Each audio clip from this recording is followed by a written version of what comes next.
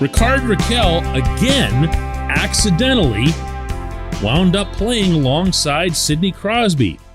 And Rakell, once again, can't really be discussed openly as a viable option up there. Everyone's afraid, it seems, to bring it up, or worse, to act on it. Good morning to you. Good Wednesday morning. I'm Dejan Kovacevic of DK Pittsburgh Sports. This is Daily Shot of Penguins. It comes your way bright and early every weekday if you're into football and or baseball.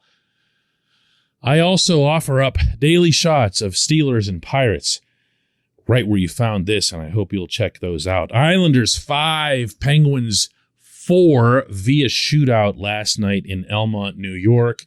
Result means nothing. All of the results mean nothing this time of year, whether they win or lose or get a point or don't get a point, because the standings are in such a place in the Metro Division, in the Eastern Conference, really, that the only thing that matters is avoiding the Rangers, and there's no way to control that. Whether it's by really trying to rally past them or stay away from them or lose games or anything, there's just nothing you can do, because the Rangers are in a spot where they could end up the number one team in the Metro. And the Hurricanes would be the 2. And then the Penguins, if they're 3, face the Hurricanes and so forth. There is no team, if I'm the Penguins, that I want to face less than the Rangers. Doesn't mean that they can't beat the Rangers. I'm just talking about the first round. Because the Penguins would need to, I was going to say build up, but it's more like a rebuild all of that early season mojo that they had in order to be able to shut down all of those things that the Rangers can do via the forecheck, via the transition game. What does matter right now is seeing how different things work, being open to trying some different things.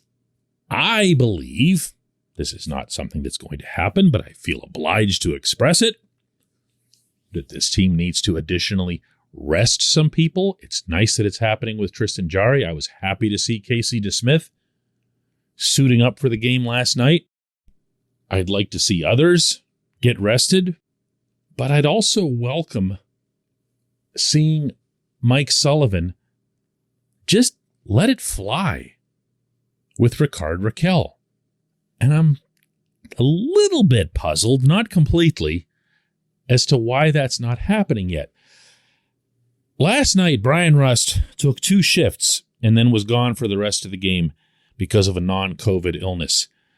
Later in the game, Evan Rodriguez was removed from the game for, according to Sullivan, the same reason. Because Rust was out, Rakell was the natural choice to slide up to the first line. And guess what? He continued getting results. Made an outstanding pass, I thought, on Jake Gensel's first goal. Instinctive, reflexive, one touch, nice and soft, and into a spot where only Gensel could get it. And from there, all Gensel had to do from the beach was shoot it into the ocean, and he did. Really, really nice play. And Jake was asked about this last night after the game in Elmont. Yeah, I mean, obviously a tremendous player, and it's been good so far, and you just try and build out of that. I mean, just a really good hockey player that likes to play at a fast pace and just really skilled. So it's been fun so far. Hopefully we can, you never know what happens with the lines, but it's been fun. Now, I'm sorry. I have to laugh at least a little bit at that. Did you pick up when Jake says, now I don't know what's going to happen with the lines, because Jake couldn't bring himself to say, hey, this guy's pretty good. Why? Doesn't want to tick off Rusty, his pal and his buddy and his longtime line mate, because for all he knows, by the next time the Penguins face the Islanders, which incidentally is tomorrow night right back here, Rust's going to be just fine. The line will be reunited, and I wasn't the one who said anything good about Rakell, right? That's what I'm sensing around this team right now. This portion of Daily Shot of Penguins is brought to you by the good people at the Greater Pittsburgh Community Food Bank, where they're committed to providing food for all of our neighbors in need across Western Pennsylvania. They, in turn, need your help. Find out how $1 can be turned into 5 full meals for those in need. Visit pittsburghfoodbank.org. Embrace Rakell for what he is. That's what I'm saying here. If he's showing you that he fits with your system, that he's one of your better forecheckers, that he's at least responsible defensively, that he's got the shot that everybody's always known that he had in Anaheim, but that he's also just a tremendous passer with really good vision, no fear, and then a deft touch once he executes. That's not something you want to be holding back with a handful of games left before the playoffs when your roster, the bulk of it, is showing you, for the most part, the exact opposite. Right now, Rakell, fair or not, is pretty much everything that most of the rest of the Penguins aren't. Maybe that's because the Ducks were out of the playoffs 2 months ago or something. And those games in those situations never take on the same urgency. So, you're not exactly going a million miles an hour. But whatever it is, it's true. You want another example? Okay, this doesn't apply at all to the playoffs, but it does to this mindset. Why wasn't Rakell utilized in the shootout? And I know that's what you were waiting for me to bring up all along, right? Yeah, people get really rattled by shootouts, which I always find funny. They just don't matter. I mean, the point is something, but if you're being honest with yourself, the only reason the shootout bugs you is you hate the idea that your team skates off the ice as a loser. It's just not a thing. But it does speak to this coach sending out there Jake, who's never been great on shootouts, and I believe he's now 1 for 9 on them. Sid, who has to go. You just don't, in any circumstance, remove or demote Sidney Patrick Crosby from anything on your team. But then Chris Letang goes third, and he's been terrible in shootouts for so long. It feels like forever since the early days whenever he would do that one. Remember the leg kick move, the Jarkko Ruutu leg kick, and then go to his backhand and finish under the center bar in seemingly the same spot with the same move and the same gesture every single time down the rink, and it still wasn't stoppable.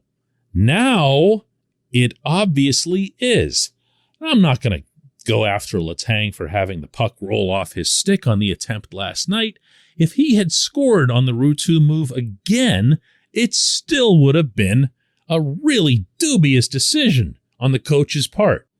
Not because of Letang, but because it didn't involve trying to get even more out of Rakell and having him be the guy who after the game gets the funny helmet that they pass around and feel more like part of the team. You gotta try to build up these other assets. You can't just keep going back to the same old well time and time again. When we come back, just one question.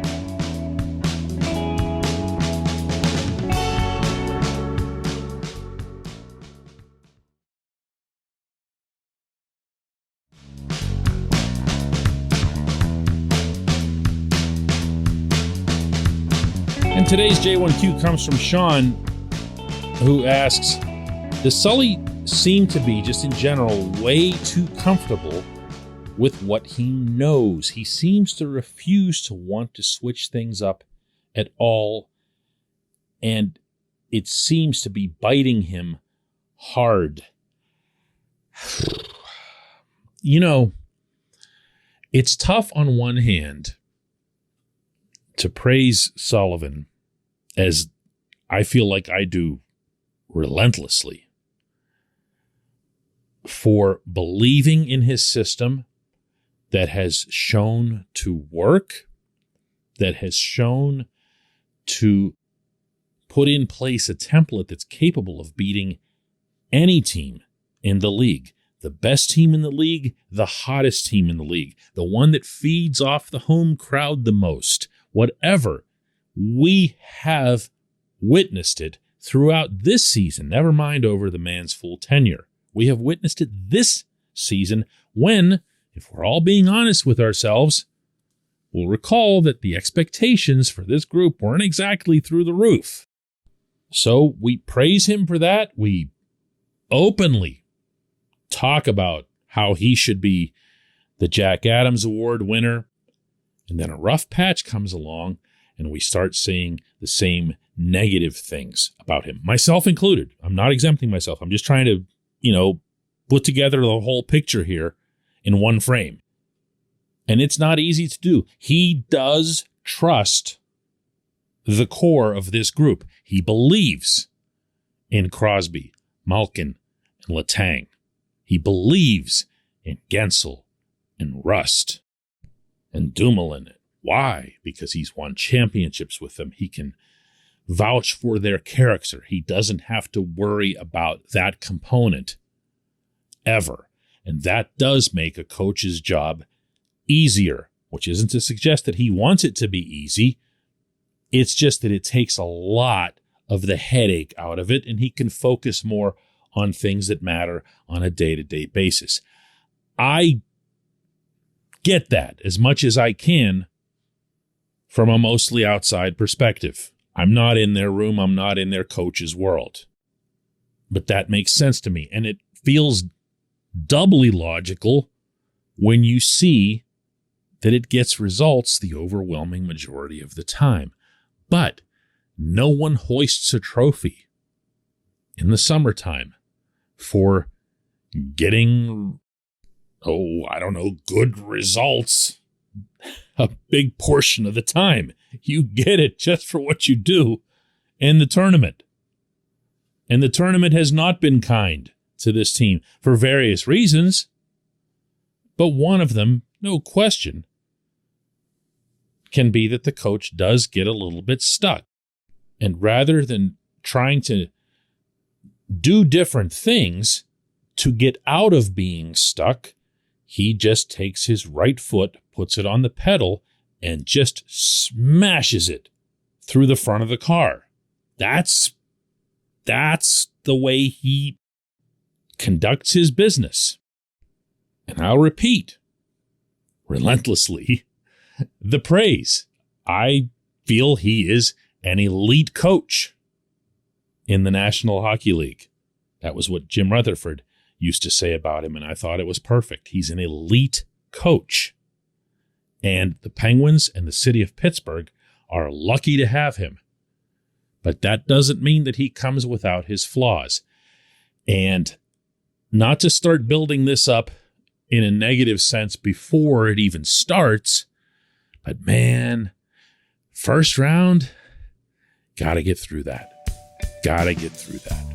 That's as close as I'm going to come to touching that right now. I appreciate the question. I appreciate everyone listening to Daily Shot of Penguins. We'll do another one tomorrow.